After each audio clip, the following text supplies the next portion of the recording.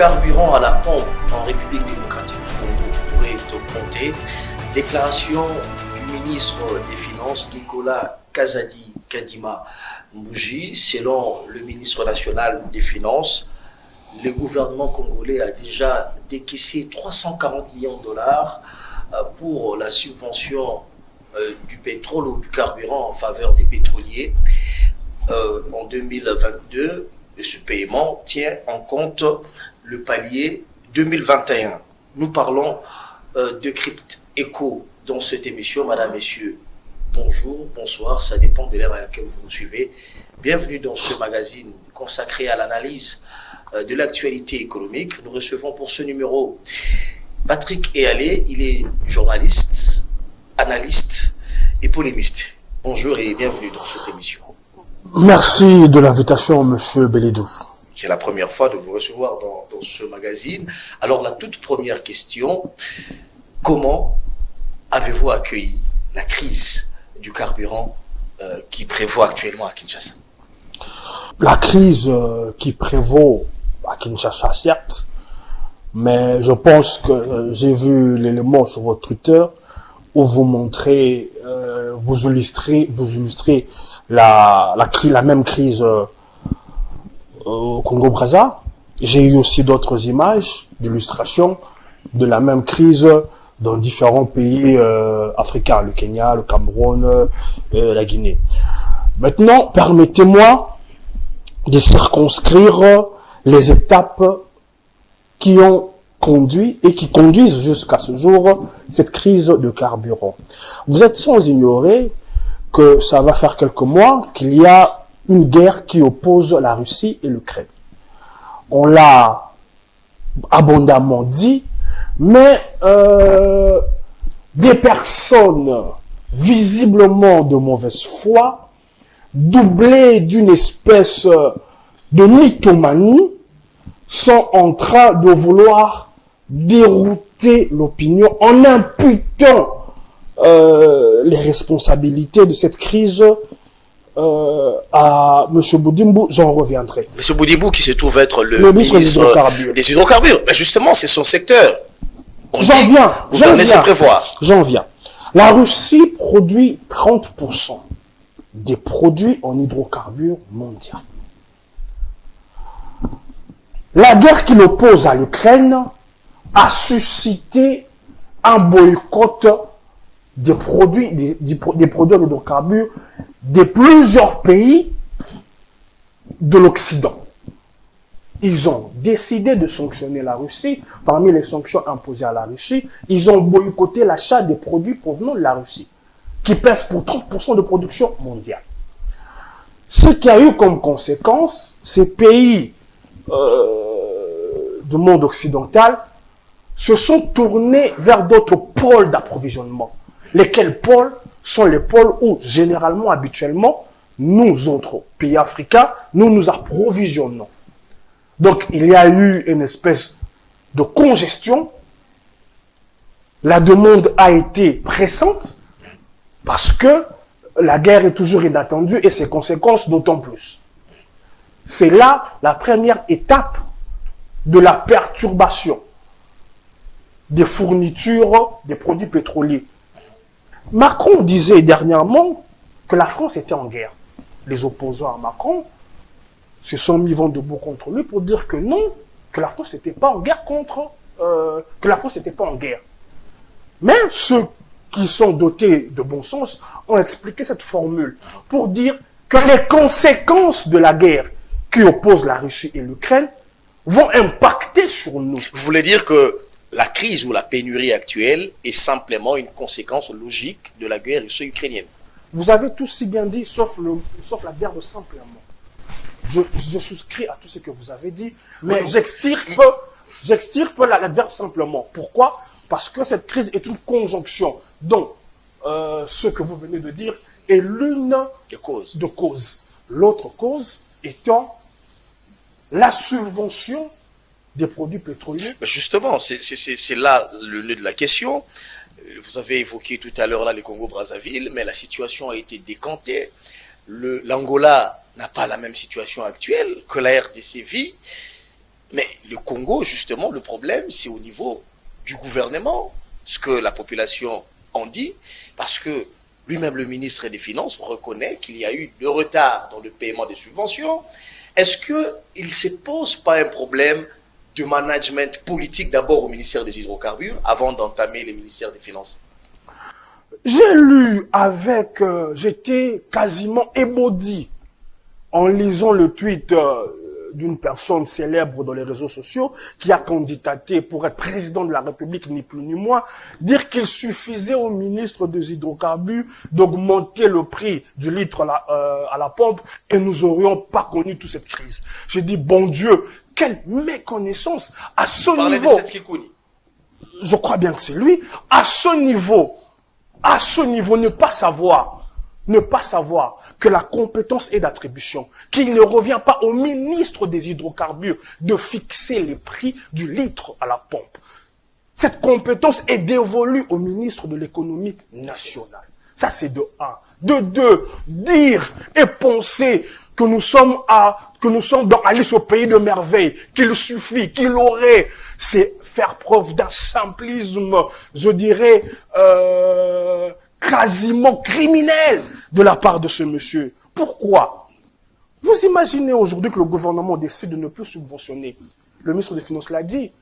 Le gouvernement prend en charge quelque chose comme 1700 francs par litre à la pompe. Et il a même dit, lorsqu'un motard, qu'on appelle communément à Kinshasa Wewa, achète 10 litres, en réalité, il n'en achète que 6, parce que les 4 litres sont à charge de l'État. Mais est-ce qu'il faut s'enorgueillir par rapport à cela? Est-ce que cela ne relève pas des prérogatives simplement du gouvernement? Nous ne sommes pas un État communiste.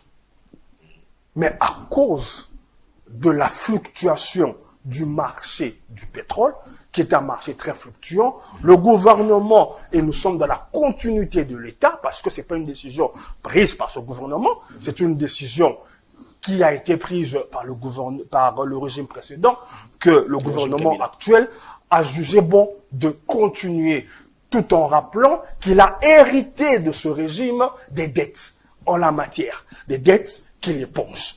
Maintenant, pour répondre un peu à votre question, il se passe quoi quand les pétroliers ont vendu selon le prix qui est fixé par le ministre de l'économie? Le manque à gagner doit être calculé et certifié pour que le gouvernement, via le ministre des Finances, ne paye pas des surplus, ne paye pas des sommes indues. C'est cette certification a un processus. Et c'est ce processus-là qui occasionne les retards. Parce que s'il arrivait que le ministre des Finances ne soit pas, je dirais, n'use pas de célérité et qu'il suffisait qu'on lui présente la facture à payer de manque à gagner, qu'il leur donne le paiement, que sais-je, qu'on pourrait trouver après en termes de tripatouillage. C'est cette célérité qui cause le retard qui occasionne à la fin de l'échelle les retards à la commande. Maintenant, vous savez, parmi les choses que Kabila a dit, il n'a pas dit des choses qui ne tenaient pas la route, qui n'avaient pas de tête ni queue, loin de là, bien au contraire. Il a dit un jour que dans ce pays, nous avons des journalistes qui, après s'être enivrés toute la nuit, se réveillent pour chercher qui ils vont insulter. Qu'est-ce que vous voulez dire par là? C'est la formule même. Restons dans l'essentiel. C'est l'essentiel, j'en viens. C'est la formule même qu'a utilisé M. Kabila.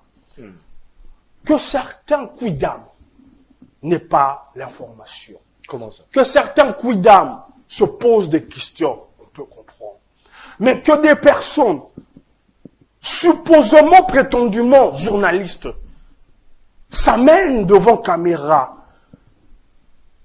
en train de pérorer, non, que dis-je, de vociférer.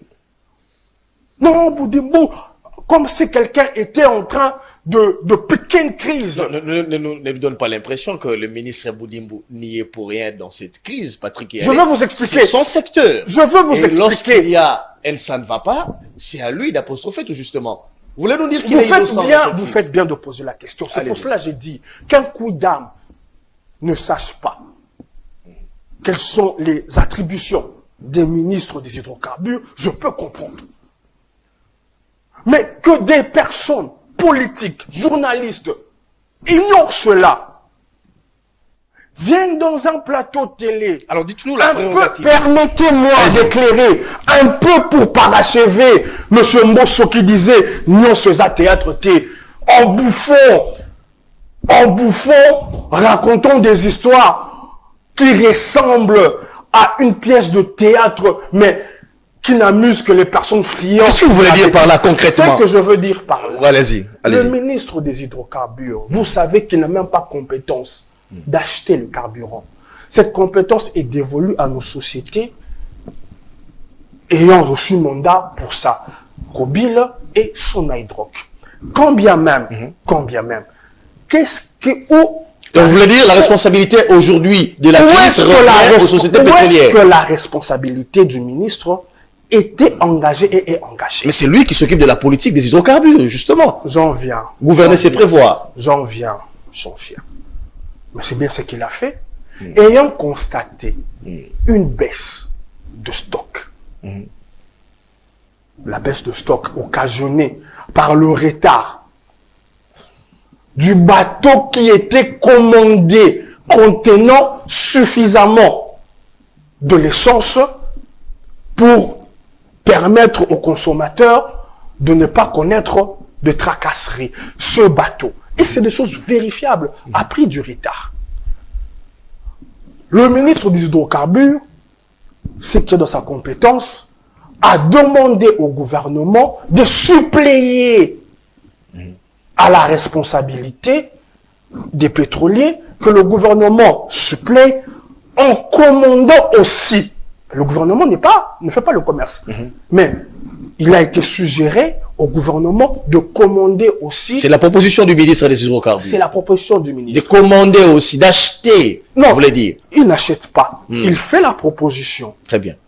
Et le circuit suit le processus normal. Ça veut dire, la proposition ayant été faite, il revient au ministre ayant en charge de décaisser, de faire l'opération. Ce qui a été fait. À ce jour, le gouvernement a pu, parce que le ministre avait sonné l'alerte, a pu... Tardivement. Pas tardivement. Pas tardivement. Les décaissements. Pourquoi pas tardivement? On nous a parlé de 340 millions de dollars décaissés. Suivez le cheminement. Les commandes des produits, c'est une exclusivité des deux compagnies que nous avons, concomitamment aux pétroliers, au secteur privé. La commande a été passée régulièrement. Qu'est-ce qui s'est passé? Quand le ministre a constaté la baisse de stock, ce qui est dans ses prérogatives, il a, après concertation avec les pétroliers, il a demandé à ce qu'il y ait un contingentement. Ça veut dire une rationalisation. Pour que nous ne nous réveillons pas un matin, il n'y a plus de carburant. On est à sec. De 1100 mètres cubes qui est généralement consommé par jour à la ville de Kinshasa, le ministre a demandé une rationalisation de passer de 1100 à 620 mètres cubes. C'est assez vous voulez nous dire qu'actuellement, sur tout Kinshasa, il n'y a que 620 mètres cubes qui sont consommés. Non. Suivez-moi bien, M. Beledou. Je dis ceci. La crise qu'on a connue, parce que la crise est passée, la crise est derrière nous. La crise qu'on a connue... Mais la situation n'a pas changé sur le terrain à Kinshasa. Ça, c'est vous qui le dites. Vous pouvez sortir ici, vous pouvez amener votre caméra dans une des stations ici, vous verrez que les véhicules sont servis normalement. Très bien. Sont servis normalement. Les cargaisons contenant les produits essence, on en a suffisamment pour tenir 2 mois. Très bien. Donc, ce qui a été commandé... Et le racheminement, déjà à Kinshasa? Ce qui a été commandé par le gouvernement sont déjà à Kinshasa. Très bien. Et ce qui a été commandé par les pétroliers qui avaient pris du retard, c'est en train de suivre le processus qui veut que les produits passent par Angoango, suivent la route des pipelines pour arriver à destination. Maintenant, qu'est-ce qui s'est passé? Quand le ministre décide de cela, fort à propos, pour que nous ne nous réveillons pas un matin, comme je l'ai dit, que nous constatons qu'on n'a même pas un litre à la pompe. Il a demandé qu'on rationalise, que les grosses cylindrées ne soient approvisionnés qu'à ordre de 30 litres, que les petites cylindrées à ordre de 20 litres. Cela était pour permettre la prochaine arrivée qui allait justement faire redémarrer la cadence à la normale. Mais pour le besoin de la cause, les personnes qui sont dans l'opposition et qui font de l'opposition... On en parle tout à l'heure là, justement, on va atterrir dans ce sujet par ces menaces, ces propos un peu désobligeants à l'égard du ministre. Mais ce qui nous intéresse maintenant, c'est que M. Patrick Eyalé, le ministre des Finances l'a dit, l'augmentation du prix des carburants est inévitable. Est-ce que les ministères des hydrocarbures ne peut pas manœuvrer pour que cela n'arrive pas? C'est au-delà de lui. Ça dépasse le ministère. Non. Il y a des solutions conjoncturelles et il y a des solutions à long terme. Très bien. Vous savez, il y a quelques mois passés, personne ne connaît, très peu de gens connaissaient d'abord même le nom du ministre des hydrocarbures. Vous pouvez faire balader votre micro. C'était un ministère qui passait quasiment inaperçu. Mais on le connaît dans le mal. On le connaît parce qu'il y a crise. Non. On le connaît parce que il n'y a pas d'essence dans nos pompes. Non. C'est pas une fierté. Je vous ai dit tantôt que la crise est mondiale. Vous faites bien de le dire. Allez-y. Vous avez vu, je ne sais pas si vous êtes souvent sur les réseaux sociaux, notre ami, avoué à moi, M. Willy Makolo, posté une vidéo se trouvant à Paris, faisant la queue pour s'approvisionner. Exactement. Voilà. Donc, il ne faut pas donner le lit aux populistes. Très bien. Vous savez, il y a un verset de la Bible que j'aime bien qui dit que mon peuple périt par manque de connaissances. Les pétroliers, moi je les comprends, ils sont dans leur bon droit. Ils sont pas de l'armée du salut. Ils font leur business pour avoir des bénéfices. Les pétroliers, pour eux, ils estimaient qu'on devrait faire sauter le verrou de la subvention et laisser s'appliquer le prix du marché. Que l'essence... Ce qui veut dire une augmentation, comme on le voit partout. Non, c'est-à-dire enlever la subvention carrément. Que le prix du carburant à la pompe coûte le prix réel. Ça veut dire quelque chose actuellement, si on fait sauter le verrou, quelque chose comme 4200, 4300. Une augmentation. Une augmentation. Mais l'augmentation souhaitée par le gouvernement est une augmentation de réajustement. Très bien. Donc, le gouvernement garde la subvention qu'il a toujours payée. Qu'il a toujours payée. Mais il y aura, pour soulager un peu les pétroliers, une augmentation. Une augmentation. D'à peu près. Bon, je pense pas que ça va aller au-delà de 200, 300 francs. Très bien. Monsieur Patrick Eyalé, mais nous avons quand même assisté à des guerres verbales. On a vu des gens, des journalistes, notamment des politiques, vous l'avez évoqué ici dans le média, dans les réseaux sociaux, s'attaquer au ministre des Hydrocarbures. Certains sont allés en bas de la ceinture. Est-ce que c'est de la colère patriotique simplement? Votre question est tellement, je dirais, votre question répond à tout. Vous avez dit, est-ce que c'est simplement de la colère patriotique? Maintenant, pour ne pas m'introduire dans la boue, très bien, comme eux, je préférerais vous répondre simplement à la question en disant c'est tout sauf une colère patriotique. Je dirais, personne ayant une certaine éducation, il y a des choses que je sais que je ne peux pas mettre à la place publique. Non, pas moi. Nous avons vu des gens à la télé, dans les médias. Non, pas moi. Ils ont rappelé le passé du ministre des Hydrocarbures, ils ont rappelé ses liaisons, etc. Le débat est pratiquement déplacé, on ne parle plus hydrocarbures. Pas moi. Pas moi. Je veux simplement prendre un exemple. Il a brandi une espèce de casier judiciaire. Les personnes qui ont un minimum de cohérence. Vous savez, dans le temps, étant enfant, je pensais que toutes les personnes qui portaient le net comme moi étaient des personnes pourvues d'intelligence.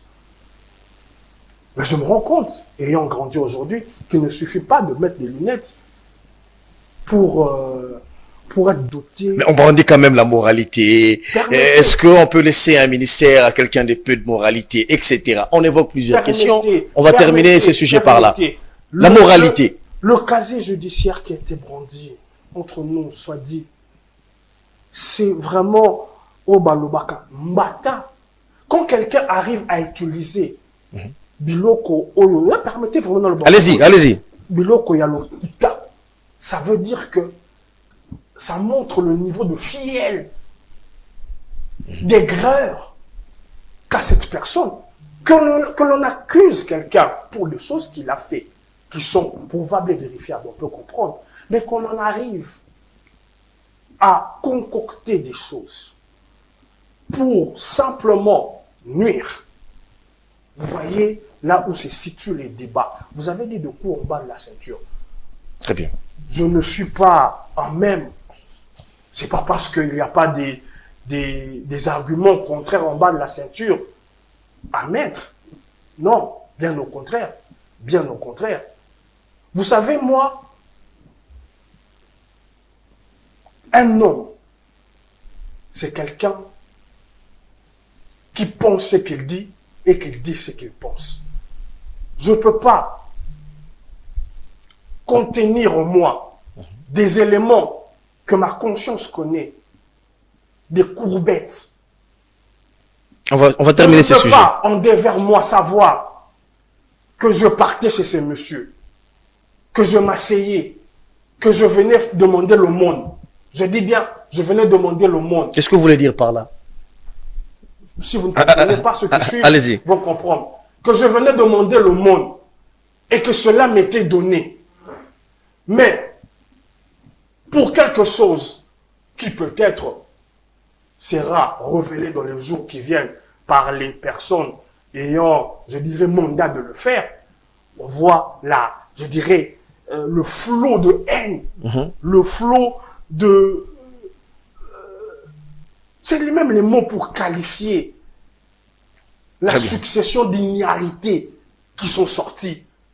Mais j'en perds même mon latin. Je me dis, on va parler, je crois, de la CENI, pour vous montrer comment certaines personnes, ceux qui leur donnent l'oreille, c'est simplement des gens en quête du boketchu. On m'a envoyé une vidéo de ce personnage où il affirmait avec pompe que M. Denis Kadima était parmi les gens qui seront sanctionnés et qu'il avait des informations quant à ceux. Le soir même de ces déclarations qui ont été faites... Nous avions vu une déclaration, on l'a tous vu, hein, la déclaration de la représentante des États-Unis. Maintenant, M. Bélédou, quel crédit on peut accorder à une personne que l'on sait qui a reçu mission? En journalisme, on dit les chiens écrasés. Évoluons. Madame, Monsieur, on va aborder la question électorale, l'argent, le budget qui intéresse cette émission. L'enveloppe globale pour organiser les élections en 2023, la CENI avait sollicité 640 millions de dollars.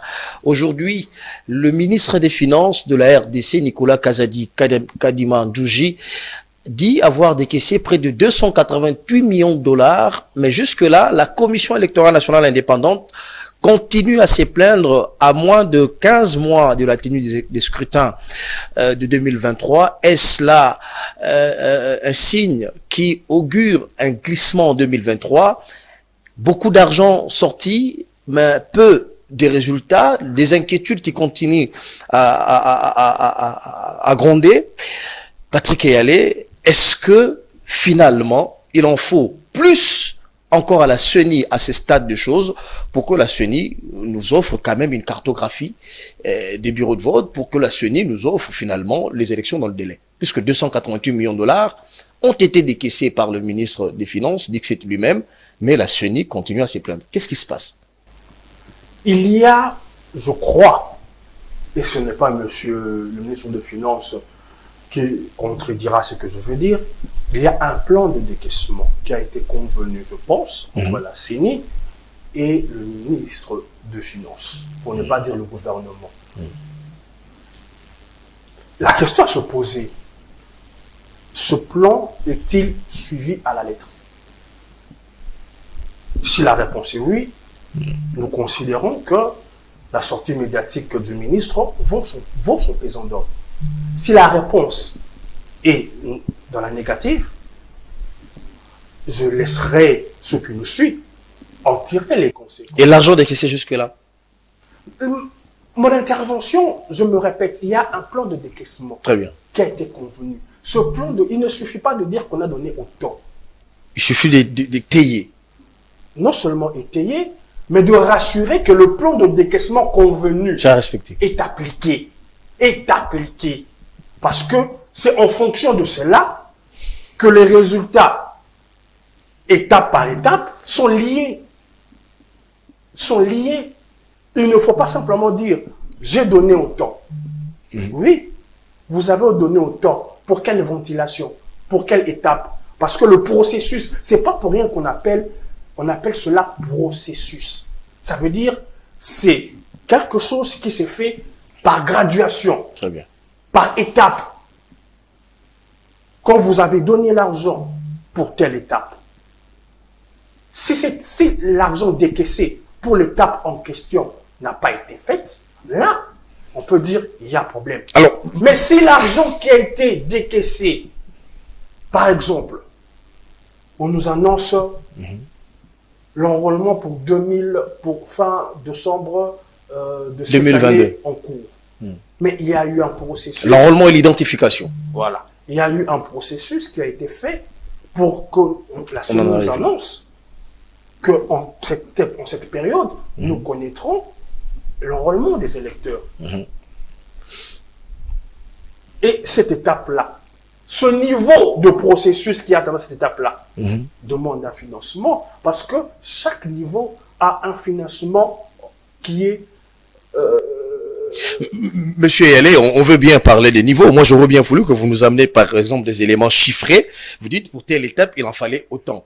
Le 288 millions de dollars dont il s'agit, si je ne m'abuse pas, c'est quand même le 1/3 de l'argent de l'enveloppe globale pour la tenue des élections. La CENI est payée, les agents sont sur le terrain, etc. Mais qu'est-ce qui manque, au fait? Non, votre question, vous me la posez, mais je ne peux pas me substituer à la CENI. Je ne suis pas la bouche autorisée. Moi, je fais... Une analyse. Voilà. Je dresse une espèce de panorama Très bien. de la situation. Le ministre des Finances dit avoir payé. La CENI dit être en retard.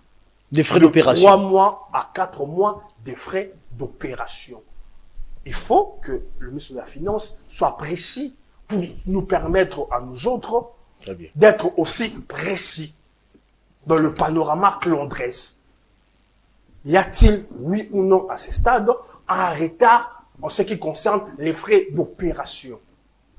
C'est tout simple. C'est tout simple. Alors, il y a inquiétude qu'on ait les élections dans le délai. À ce stade. Je pense, politiquement parlant.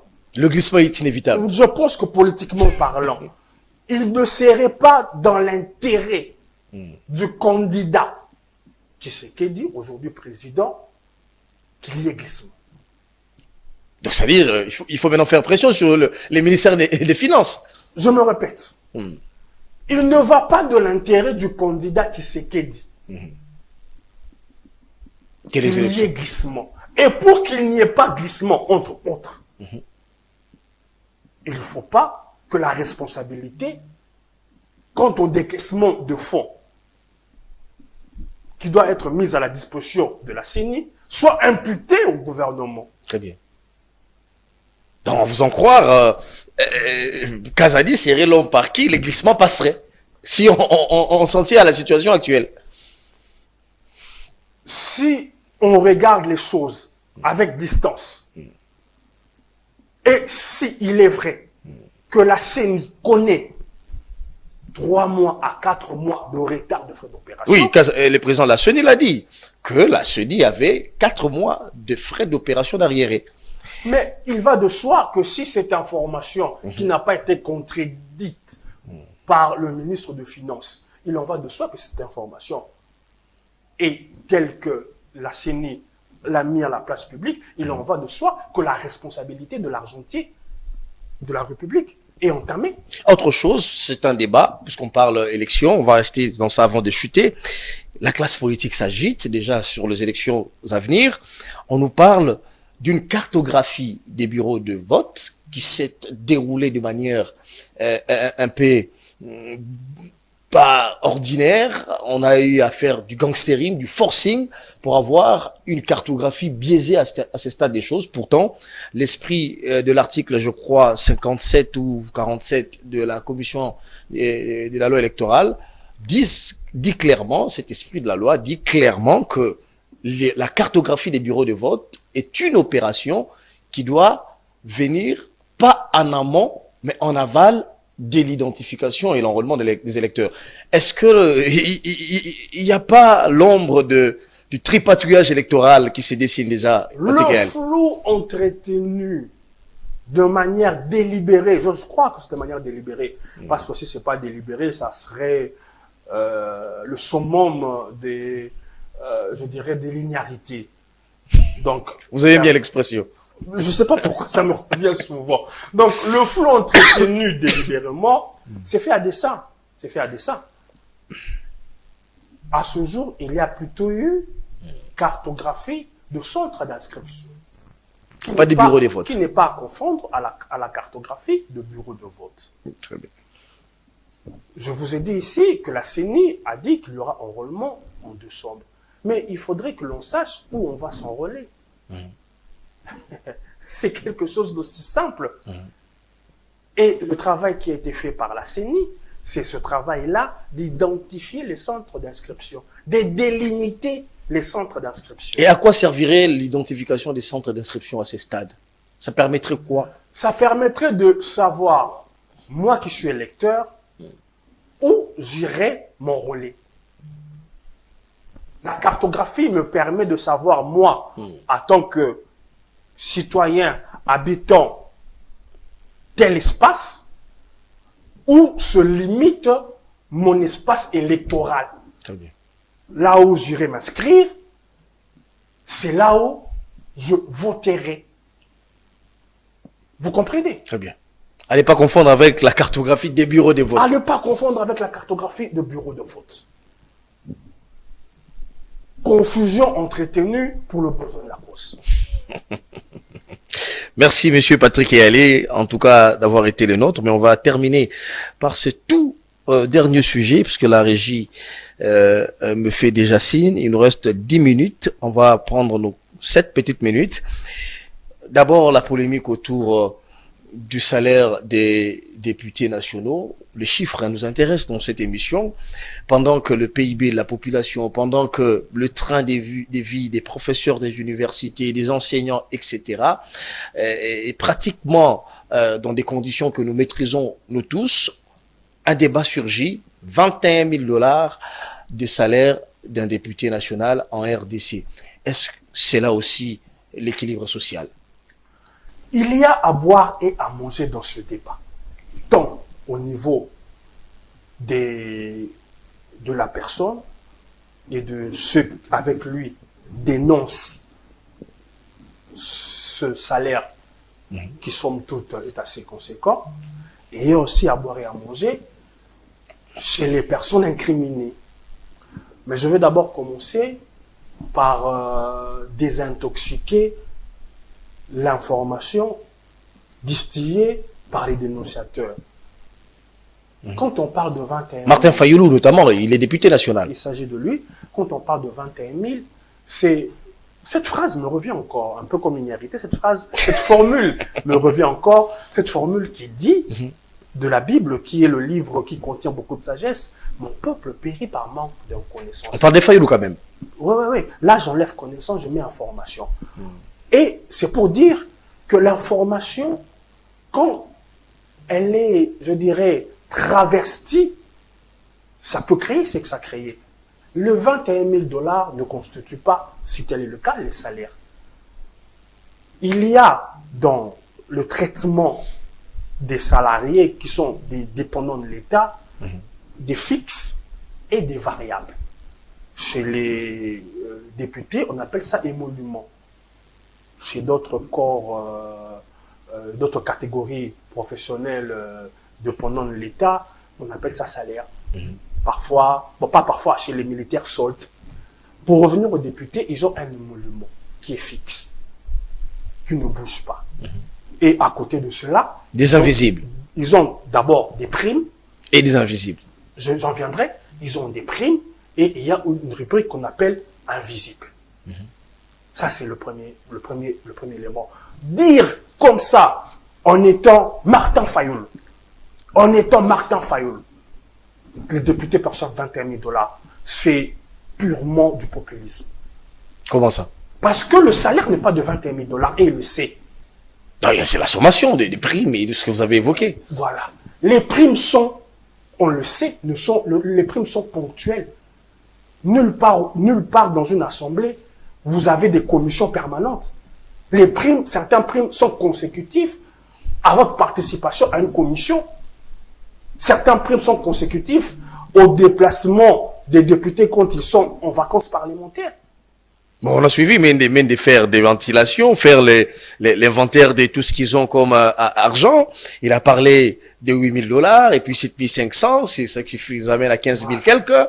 Et on n'est pas loin des 21 000 $. Est-ce que, je reviens à ma question, est-ce que c'est ça aussi l'équilibre social? J'en viens. Quand un professeur, un enseignant a 200 $ au Sankourou ou dans les bases où il est chez moi, et puis un député national a 21 000 $, est-ce que vous ne pensez pas que c'est l'une des promesses non tenues de Tshisekedi, président de la République? L'équilibre social. Merci. Vous avez parlé tantôt des invisibles. Cette rubrique a été instituée à la législature 2006. L'œuvre de M. Vital Kamerhe, qui, je pense, est inspirée des pratiques qui se font dans plusieurs parlements, notamment la France. En France? En France. Il y a des invisibles en France. Il y a des invisibles qui portent le chapeau de cette cagnotte, malheureusement m'a échappé, mais cette pratique n'est pas une pratique purement congolaise. Martin Fayoul, alors député dans le chapitre de 2011, a bénéficié de cela. Il n'a jamais dénoncé, hein? J'en ai pas souvenir. Cette pratique instituée depuis 2006 était valable en 2011. Martin Fayoul, alors député, a bénéficié de cette rubrique dite invisible, qui n'a pas commencé... Alors répondez à ma question. J'en viens, permettez. On a passé de temps par rapport à ça. Qui n'a pas commencé avec M. Tshisekedi. Il y a les invisibles, il y a la dotation des véhicules.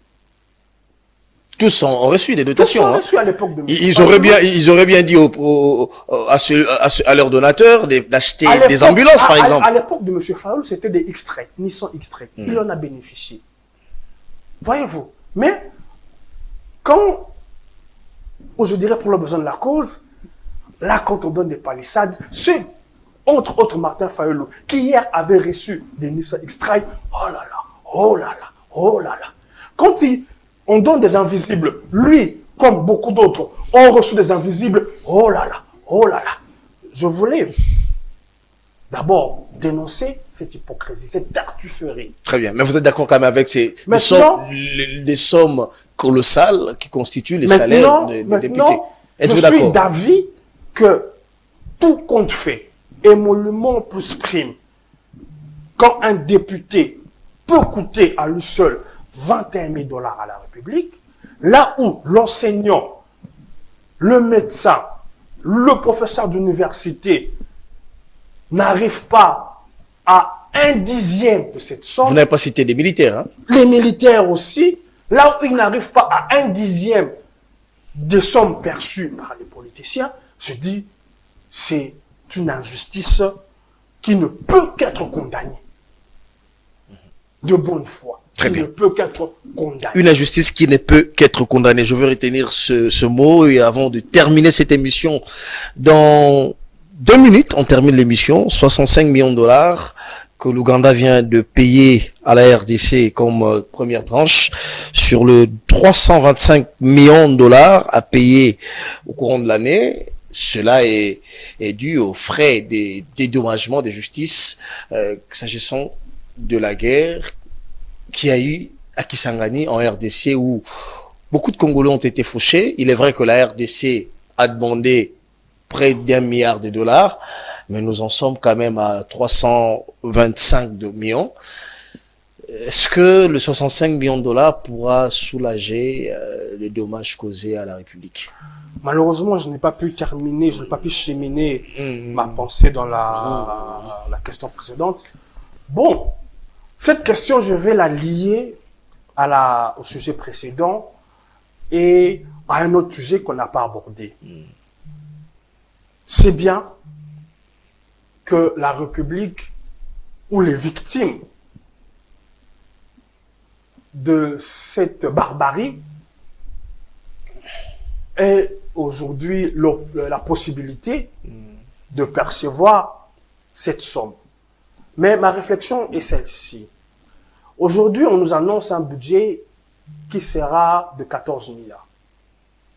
Une chose est de dire, voilà, la République aura autant, et une autre est dans la redistribution. Très bien. C'est là où Le se problème. situe le problème. Combien pour les investissements? Combien pour...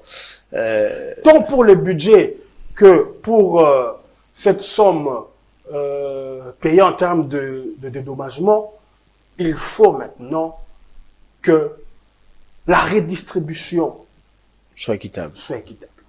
Très bien. Et vous pensez que le 65 millions de dollars pourront quand même soulager, c'est un bon début pour soulager les victimes et les dégâts causés pour la... Il faut que les politiques qui seront mises en place soient au bénéfice des victimes. Des victimes et des lieux où les affres ont été commises. Je rappelle ici que cet argent sera géré par le ministère, dans un compte du ministère de la Justice de la RDC. Monsieur Patrick Ayalé, vos derniers mots dans cette émission? Je vous remercie pour l'invitation. J'espère avoir éclairé les personnes qui nous suivent. Et j'aimerais reproduire une formule qui n'est pas de moi, mais une formule qui est fort à propos à l'endroit des pêcheurs en eau trouble. Allez-y. On ne peut pas compter sur la bonne foi des personnes de mauvaise foi, des personnes qui sont prêtes à sortir des histoires, des preuves fabriquées de toutes pièces. On ne peut pas compter sur la bonne foi des personnes qui disent une chose le matin, qui en disent une autre le soir, qui disent aujourd'hui, Kabila Zanet a failli me tuer, en amettant tous les gens, en faisant presque le théâtre, et le soir dire Kabila Limbesabiso. Merci beaucoup, Patrick Ayalé. Ça sera vos derniers mots. Madame, Messieurs, cette émission est terminée. Charlie Mankassia était à la réalisation, Rabi à la régie, Joe Manana et les autres étaient derrière plusieurs caméras de ce plateau. Au nom de toute l'équipe, Ecofin Télévision vous dit merci de votre fidélité à ce programme. Restez branchés. Merci, au revoir.